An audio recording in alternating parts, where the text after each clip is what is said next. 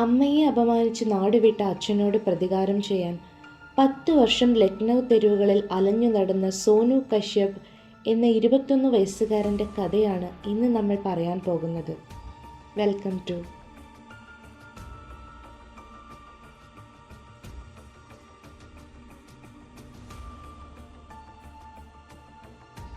2015 ലക്നൌവിലെ കലിയാൻപൂരിൽ വാടകയ്ക്ക് താമസിച്ചിരുന്ന കുടുംബമായിരുന്നു സോനുവിൻ്റേത്. സോനുവിൻ്റെ അമ്മയെ അച്ഛൻ മനോജ് കുമാർ തർക്കത്തിനിടയിൽ തലയിൽ വടികൊണ്ട് ശക്തമായി അടിക്കുന്നു. അതിനുശേഷം മനോജ് കുമാർ നാടുവിട്ടു പോകുകയും ചെയ്യുന്നു. സോനുവിൻ്റെ അമ്മയ്ക്ക് തലയ്ക്ക് അടിയേറ്റതിനാൽ മാനസിക ആരോഗ്യ പ്രശ്നങ്ങൾ തുടങ്ങുന്നു. അതോടൊപ്പം ഓർമ്മ നഷ്ടം, അസുഖങ്ങൾ, എപ്പിലെപ്സി വരെ വന്നതുമൂലം അവരുടെ കുടുംബം ദുരിതത്തിലാകുന്നു. ആ സംഭവം നടക്കുമ്പോൾ മക്കളിൽ ഒരാളായ സോനുവിന് വെറും 11 വയസ്സായിരുന്നു പ്രായം. ആ സംഭവം അവൻ്റെ കുഞ്ഞു മനസ്സിൽ ആഴത്തിൽ പതിഞ്ഞിരുന്നു. അമ്മയ്ക്ക് നേരിടേണ്ടി വന്ന അപമാനത്തിൽ അസ്വസ്ഥനും രോഷാകുലനുമായ സോനു അവൻ്റെ അച്ഛനായ മനോജ് കുമാറിനെ അന്വേഷിക്കാൻ ആരംഭിച്ചു. 10 വർഷങ്ങൾക്ക് ശേഷം നഗരത്തിലെ മുൻഷി പുലിയ ഏരിയയിൽ വെച്ച് മനോജിനെ അവൻ കണ്ടെത്തി. അയാൾ ജനങ്ങൾക്കു മുൻപിൽ വെറും ഒരു തേങ്ങാ കച്ചവടക്കാരനായിരുന്നു. തേങ്ങ വിറ്റാണ് ജീവിതം മുന്നോട്ട് കൊണ്ടുപോകുന്നത് എന്നാണ് പുറമേ നിന്ന് നോക്കുന്നവർക്ക് തോന്നുക. പക്ഷേ അയാൾ അശ്ലീല വീഡിയോകൾ നിർമ്മിച്ച് വിൽക്കുന്ന നെറ്റ്വർക്കിൻ്റെ ഭാഗമായിരുന്നു.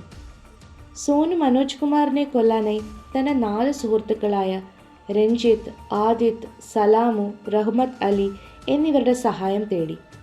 കൊലപാതകം ചെയ്യാൻ സഹായിച്ചാൽ ഒരു വലിയ പാർട്ടി നടത്താമെന്ന് സോനു അവരോട് പറയുകയും ചെയ്തു.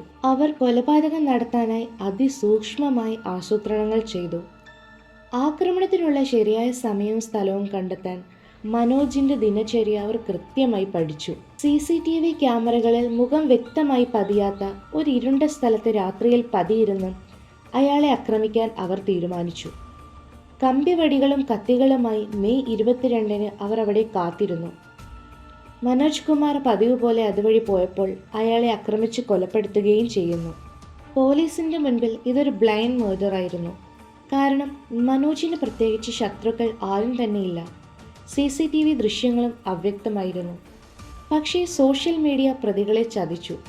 കൊലപാതകത്തിന് ശേഷം സോനുവിൻ്റെ സുഹൃത്തുക്കളിൽ ഒരാൾ ഒരു പഞ്ചനക്ഷത്ര ഹോട്ടലിൽ നടന്ന ആഘോഷ പാർട്ടിയിൽ നിന്നുള്ള സെൽഫികൾ ഇൻസ്റ്റാഗ്രാമിൽ പോസ്റ്റ് ചെയ്തിരുന്നു. ആ വ്യക്തി CCTV ദൃശ്യങ്ങളിൽ കണ്ട അതേ ടീഷർട്ടാണ് ധരിച്ചിരുന്നത്. അഡ്വാൻസ്ഡ് ഇമേജ് മാച്ചിങ് സാങ്കേതികവിദ്യ ഉപയോഗിച്ച് പോലീസ് ഈ വ്യക്തി തന്നെയാണ് കൊലപാതകത്തിൽ ഉൾപ്പെട്ട വ്യക്തി എന്ന് കണ്ടെത്തുന്നു. പോലീസ് പ്രതികളെ പിടികൂടുകയും ചെയ്യുന്നു. വിശദമായ ചോദ്യം ചെയ്യലിൽ അവർ മുഴുവൻ കഥയും വെളിപ്പെടുത്തി. അങ്ങനെ സോനുവിൻ്റെ ദശാബ്ദങ്ങൾ നീണ്ടുനിന്ന പ്രതികാര കഥയും പുറത്തു വന്നു. പിടിയിലായപ്പോൾ പോലും സോനുവിന് യാതൊരു പശ്ചാത്താപവും ഉണ്ടായിരുന്നില്ല. അമ്മയുടെ അഭിമാനം വീണ്ടെടുത്തതിന് എന്തു പ്രത്യാഘാതം നേരിടാനും താൻ തയ്യാറാണെന്ന് അവൻ പറഞ്ഞു. ഇതൊരു കുറ്റകൃത്യത്തിൻ്റെ കഥ മാത്രമല്ല, ഒരു കുടുംബം തകരുന്നതിൻ്റെ കഥ കൂടിയാണ്. നിയമം നടപ്പാക്കപ്പെടണം, മനുഷ്യത്വം ശക്തമായിരിക്കണം. ഇല്ലെങ്കിൽ നീതിക്ക് പകരം പ്രതികാരമാകും.